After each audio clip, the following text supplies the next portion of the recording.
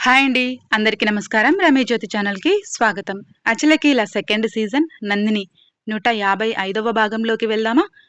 ఇది చూసే ముందు భాగాలను చూడడం మర్చిపోవద్దు. ఇక కథలోకి వెళ్దాం. వాడు చేసిన అక్రమాల చిట్టా విప్పుతుంటే రోజుకు ఒకటి బయటపడుతూ ఉన్నాయి. ఎంతలా వాణ్ణి బయటికి తీసుకొద్దామని చూస్తున్నా రోజుకు ఒక ఉచ్చు బిగుసుకుంటుంది. అలా బిగుసుకునేలా చేస్తుంది ఆ అమల ఆంటీ అని అంది స్రవంతి. పోయి వీడికి ఆ అమ్మాయి నచ్చడమేంటో, పెళ్లి చేసుకోవడమేంటో, వాళ్ళ చేతుల్లో ఇలా బలి కావడమేంటో అంటూ బాధపడింది జగతి. ఆపమ్మా, నువ్వు మారవా ఇంకా అంటూ కసురుకుంది స్రవంతి. ఏంటి మారేది? ఎన్ని చేసినా వాడిని కన్నది నేనే కదా. అలాంటప్పుడు నాకు ప్రేమ ఎలా చేస్తుంది? నాకు తెలిసి ఇప్పటికీ వాడు చేసిన పనులకి బాధపడుతూ ఉంటాడు. ఇంకా చేయడులే, మారిపోతాడు. ఎలాగైనా మీ ఆయనతో చెప్పి విడిపించు. 4 రోజులు ఆయన పని పక్కకు పెట్టైనా ఈ పని చూడమని చెప్పు. నాకు అవన్నీ తెలిసి ఉంటే ప్రతి క్షణం అదే పని మీద ఉండేదాన్ని అని అంది జగతి. నీలాంటి తల్లులు ఉండాలి అమ్మా. వాడిలాంటి వాళ్ళకి ఈ లోకంలో కొదువే ఉండదు. ఏదో ఒకటి చేస్తాలే, నువ్వు పెట్టేయ్ అంటూ ఫోన్ పెట్టేసింది స్రవంతి. నందిని చేసింది తప్పేమీ కాదు. ఒకవేళ నందిని తన స్నేహితురాలు అయి ఉంటే ఎంతగానో గర్వపడేది. కాని తన తోడబుట్టిన అన్న వల్ల అంతలా బాధపడిన అమ్మాయితో మళ్ళీ ఎలా మాట్లాడాలో అర్థం కాలేదు. అందుకే నందినిని పలకరించాలంటే భయం వేసి అలాంటి పని పెట్టుకోలేదు స్రవంతి. శరత్ని ప్రతిసారి అడగాలి అన్నా కూడా ఇబ్బందిగా ఉంది స్రవంతికి. కాని తల్లి కోసం ఊరికే ఇలా చెబుతూ ఉండడంతో తప్పక అప్పుడప్పుడు శరత్ని పురమాయిస్తుంది. శరత్ కూడా ఇదంతా ఇష్టం లేకపోయినా స్రవంతి మాట కాదనలేక చేస్తున్నాడు. ఒకదాని నుండి బయటకు తప్పించుకోవడం కోసం వీళ్ళు ఏర్పాటు చేసుకోగానే అభినందన్ ఇంకొక కేసులో ఇరుక్కుంటున్నాడు. అతను చేసిన అవినీతి పనులు అన్నీ ఇన్నీ కావు. ఇదంతా చాలా చిరాకుగా ఉంది శరత్కి. జైల్లో ఉన్న అభినందన్ బెయిల్ ఎప్పుడు వస్తుందా అని ఎదురు చూస్తూ ఉన్నాడు. కన్న తల్లిపై నమ్మకం ఊరుకోదు, ఎలాగైనా తన కోసం వస్తుందని. తల్లి ఊరుకున్నప్పుడు ఖచ్చితంగా స్రవంతిని, శరత్ని ఇబ్బంది పెడుతుందని. వాళ్ళ ద్వారా అయినా తనను బయటకు తీసుకువెళ్తుంది అన్న నమ్మకంతో ఉన్నాడు అభినందన్. కానీ అప్పటికే చాలా రోజులు అవుతూ ఉండడంతో ఆ నమ్మకం రోజు రోజుకి సన్నగిల్లిపోతోంది. ఎలాగైనా చక్రపాణితో మాట్లాడాలి అని అనుకున్నాడు అభినందన్. ఆ అవకాశం కోసం ఎదురుచూస్తూ ఉన్నాడు. కానీ అతనికి ఎలాంటి అవకాశం దొరకడం లేదు. ఎవరూ కూడా అతనికి సహాయం చేయడం లేదు. అలాంటి సమయంలో అనుకోకుండా ఒకరోజు చక్రపాణి లాయర్తో కలిసి వచ్చాడు స్టేషన్కి. అభినందన్ని విడిపించాల్సిన అవసరం చక్రపాణికి ఏమాత్రం లేదు. కానీ అభినందన్ ఇరుక్కున్న ఒక కేసుకు సంబంధించి చక్రపాణి కూడా ఇరుక్కోవడంతో అభినందన్ని ఎలాగైనా తప్పించాల్సిన అవసరం వచ్చింది అతడికి. అభినందన్ నోరు విప్పి నిజాలు చెప్పినా ఒప్పుకున్నా అతడికి కూడా ప్రమాదం కాబట్టి అభినందన్ని తప్పిస్తే అతను కూడా బయటపడొచ్చు అని కుతంత్రం పన్నాడు. ఆ కేసుకు సంబంధించిన విషయం తెలిస్తే చక్రపాణి కూడా వస్తాడు అన్న నమ్మకం అభినందన్కి ఉంది. అందుకే చక్రపాణితో మాట్లాడాలి అనుకున్నాడు. తను అనుకున్నట్లుగానే చక్రపాణి స్టేషన్కి రావడంతో రాకచస్తాడా, నేను దొరికితే వాడు దొరికినట్టు కదా అని అనుకున్నాడు మనసులో అభినందన్.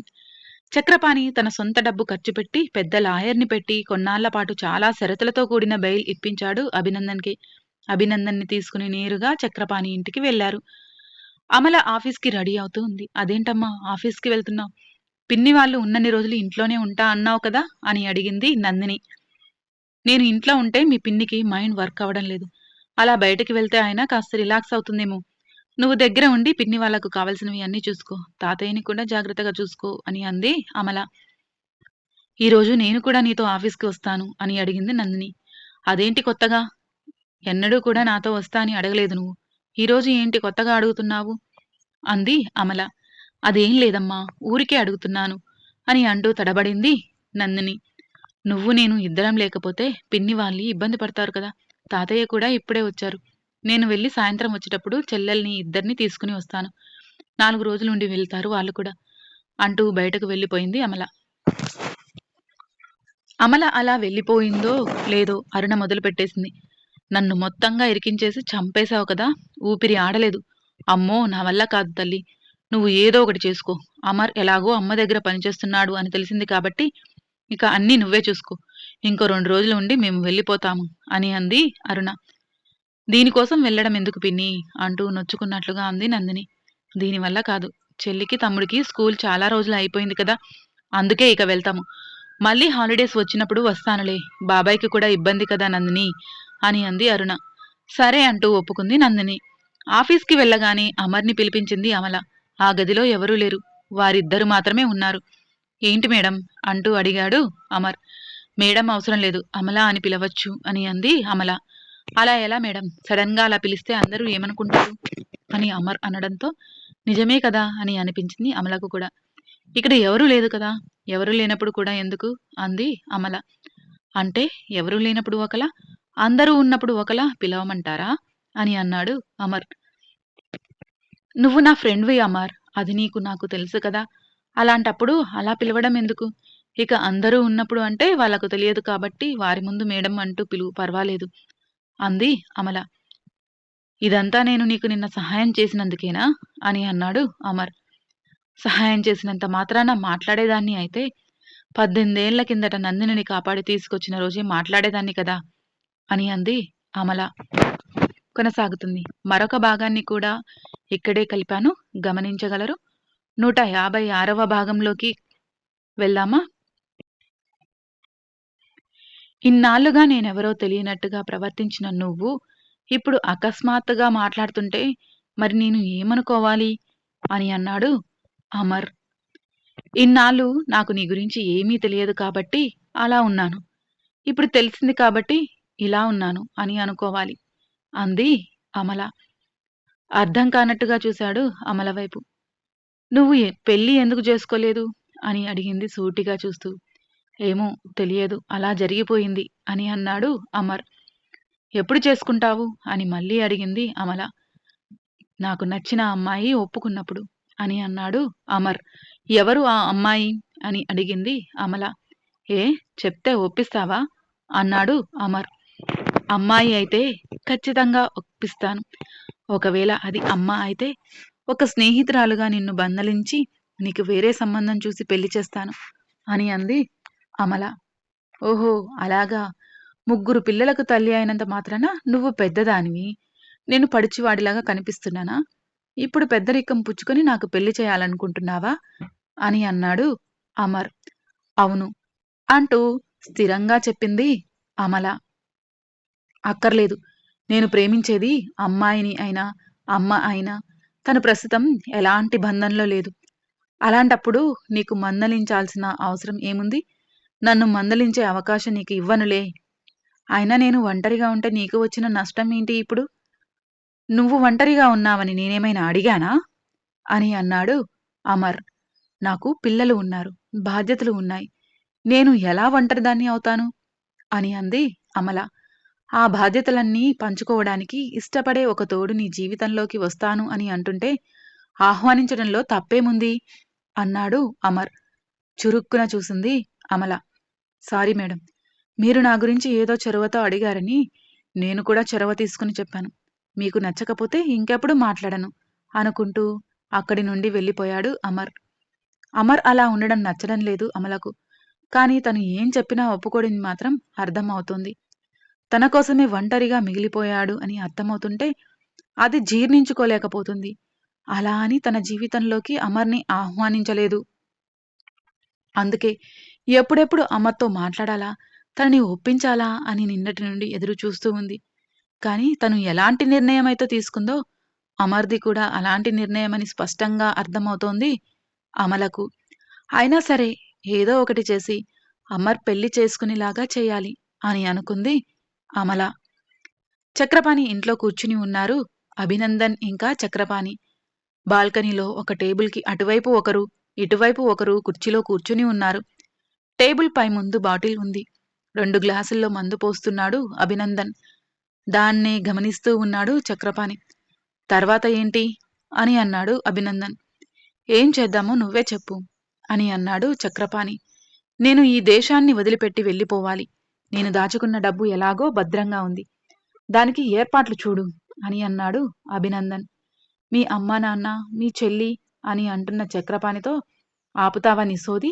వాళ్ళు ఏమైనా చిన్న పిల్లలా? అమ్మ నాన్నకి జీవితాంతం కూర్చొని తినడానికి కావాల్సినంత డబ్బు ఇచ్చేసి వెళ్ళిపోతాను. ఎలాగో చెల్లి వాళ్ళు ఉన్నారుగా, ఏదైనా కావాలంటే చూసుకోవడానికి. ఇక నాతో పని ఏముంది? అయినా ఇక్కడ ఉంటే నేను చేసిన వాటికి జైల్లో కూర్చుంటూ జీవితాంతం వాళ్ళని చూసుకునేదేముంది? ఇంత చేసింది జైల్లో కూర్చోవడానికా? అందుకే ముందు నన్ను ఇక్కడి నుండి తప్పిస్తే నేను వెళ్ళిపోతాను. అయినా ఇలా వెళ్ళిపోవాలి అనుకునే కదా ఇదంతా చేసింది అన్నాడు అభినందన్. సరే కానీ నువ్వు వెళ్ళిపోవడానికి నేను ఎందుకు సహాయం చేయాలి? అడిగాడు చక్రపాణి. అదేంటి అలా అంటావ్? నీకోసం ఎన్ని చేశాను? చివరికి ఆ నందినిని కూడా నీకోసమేగా పెళ్లి చేసుకున్నాను అని అన్నాడు అభినందన్. చేసుకున్నావులే బోడి. చేసుకొని ఏం పీకావ్? నీ వల్ల వాళ్ళు బాధపడితే చూడాలని అనుకున్నాను. వాళ్ళే ఇంక నిన్న ముప్పతిప్పలు పెట్టారు అని అన్నాడు చక్రపాణి. వీడియో చూడలేదా? ఆ నందినిని నేను ఎంత బాధ పెట్టానో నువ్వు చూడలేదా? అని అన్నాడు అభినందన్. దానివల్ల ఏం జరిగింది అసలు? ఇంకా నీ పరువు పోయింది. అది కాదు నాకు కావాల్సింది. వాళ్ళ పరువు పోవాలి. వాళ్ళు కృంగి కుషించిపోవాలి. అలా జరగాలి అన్నాడు చక్రపాణి. ఇప్పుడు నేనేం చేయను? నా గురించి నేను చూసుకోవాలి అని అన్నాడు అభినందన్. అయితే చూసుకో. అలాంటప్పుడు ఇంకా నన్ను ఎందుకు అడగడం? అన్నాడు చక్రపాణి. ఇన్నాళ్ళు నీకు ఎన్నో చేశాను. నువ్వు ఇప్పుడు ఇలా మాట్లాడడం ఏమీ బాగోలేదు అని అన్నాడు అభినందన్. ఇన్ని చేశావు, ఇదొక్కటి కూడా చేసి వెళ్ళు. అప్పుడు నువ్వు బయటపడడానికి నేను సహాయం చేస్తాను. ఎలాగైనా ఆ అమలను దెబ్బ కొట్టాలి అన్నాడు చక్రపాణి. నందిని చాలా తెలివిగలది. నా కళ్ళు కప్పి ఎన్ని చేసిందో చూసావు కదా అన్నాడు అభినందన్. ఆ పిల్ల తెలివి కల్లది అయితే ఇంకా మిగిలిన ఇద్దరు లేరా? ఎవరిని ఉపయోగించుకుంటావో, ఎలా ఉపయోగించుకుంటావో నాకు అనవసరం. నీకు డబ్బు కావాలంటే ఇంకా ఇస్తాను. కానీ ఓటమి అంటే ఎరగని నన్ను, జీవితంలో ఇంత పెద్దగా దెబ్బ కొట్టిన అమలను మాత్రం బాధపడి తీరాలి. జీవితంలో కోలుకోకుండా చేయాలి తనని. అలా జరిగితేనే నిన్ను నేను బయటకు పంపిస్తాను అని అన్నాడు చక్రపాణి. కానీ మళ్ళీ నేను పోలీస్ స్టేషన్‌కి వెళ్తే బయటకు వస్తాననే నమ్మకం లేదు అన్నాడు అభినందన్. ఆ అవసరం లేదు. ఇక నువ్వు ఎవ్వరికీ కనిపించవు. నేను నిన్ను దాస్తాను. ఇప్పుడు నువ్వు బయటికి వెళ్ళిపోయినట్టే. నువ్వు ఎక్కడున్నావో నాకు మాత్రమే తెలుసు. నీ తెలివి అంతా ఉపయోగించు. అమలను ఎలా దెబ్బ కొట్టాలో ఆలోచించు అని అన్నాడు చక్రపాణి. ఇక తప్పలేదు అభినందన్‌కి. చక్రపాణి చెప్పింది వినాల్సిందే. ఎలాగైనా అమలను దెబ్బకొట్టి చక్రపాణిని సంతృప్తిపరిచి తను బయటపడాలి అని అనుకున్నాడు అభినందన్. రాత్రి అలుకతో ఫోన్ పెట్టిన నందగోపాల్ మళ్ళీ ఇంకా మెసేజ్ కూడా చేయలేదు. ఎంతసేపు చేయకుండా ఉంటాడో చూద్దాం అని అనుకుంది నందిని. కానీ మెసేజ్ ఏమైనా వస్తుందా అని ప్రతిసారి ఫోన్ వైపు చూసుకుంటూ ఉంది. కొనసాగుతుంది. మీకు ఈ కథ నచ్చినట్లయితే లైక్ చేయండి, షేర్ చేయండి. మరిన్ని నా కథలను మిస్ కాకుండా ఉండడం కోసం వెంటనే నా ఛానల్‌ని సబ్స్క్రైబ్ చేసుకోండి. ఈ కథపై మీ అభిప్రాయాలను తెలియచేయడం మర్చిపోవద్దు. మరో భాగంతో మీ ముందుకు వస్తాను. మీ రమి జ్యోతి.